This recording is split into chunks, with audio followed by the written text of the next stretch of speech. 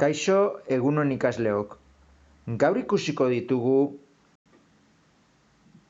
funtzio arrazionalen integralak zatitzailean erro erreal simpleak ditugunean. Hemen ikusten dezute daukagula 5 zati isa berbi gehi 3 isa ken 4. Beraz, zatitzailean daukagu polinomio bat. Beraz, Ruffiniren bitartez faktorizatuko dugu. Isa berbi gehi 3 isa ken 4 faktorizatzen badegu Ruffiniren bitartez, ikusten dezute dauzkagula 1, 3 eta -4 aldagaiak. Bai? Zenbakiak barkatu. Orduan, egiten badezute Ruffini, geratuko zaizue, azken batean, ikusten dezute ezkerraldean 1 eta -4 erroak, beraz, izango dugu isa ken 1 eta isa gehi 4. Goratu, aurkako zenbakiak jarri behar ditugula. Beraz, geratuko zaigu x ken 1 bider isa gehi 4. Beraz, egingo duguna da, zatiki hori 2 zatikitan banatu. Bat izango duena isa ken 1 polinomioa, eta besteak izango duena isa gehi 4 polinomioa. Eta goian jarriko dugu A eta B parametroak, kalkulatu behar ditugunak, bai? Polinomio bakoitzeko jartzen da letra bat.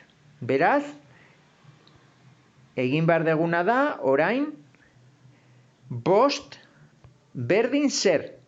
Egiten badezute isa ken 1 bider isa gehi 4 zati isa ken 1 da isa gehi 4.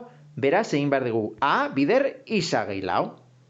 Egiten badezute isa ken 1 bider isa gehi 4 zati isa gehi 4, izango da isa ken 1. Beraz, egingo dugu gehi B bider isa ken 1.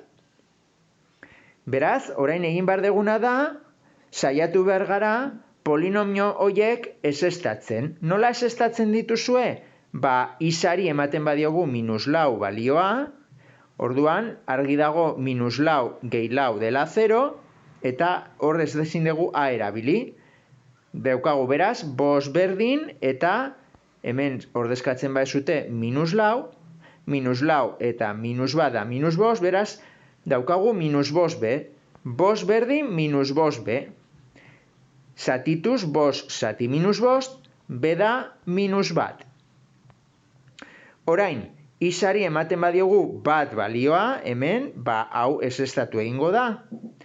Eta bakarrik izango dugu 5 berdin, 1 gehi 4 dela 5, 5 bider A.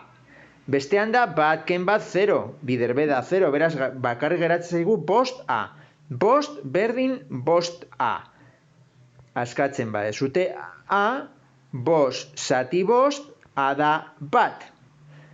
Beraz, orain bakarrik jarri behar ditugu goian zenbakiak. A da 1 eta B da -1.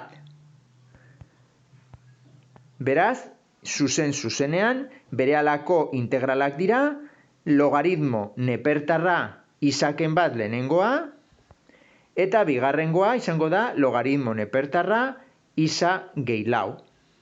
Eta bukatzeko konstantea. Beraz, integral honen emaitza da logaritmo nepertarra isa ken 1 zati isa gehi 4 gehi konstantea. Aplikatu dugu logaritmo nepertarrean kenketaren propietatea, zatiketa bihurtzeko. Bale? Hau da funtzio arrazionalaren integrala nola kalkulatzen den zatitzailean erro erreal simpleak ditugunean, jakin behar dezutena.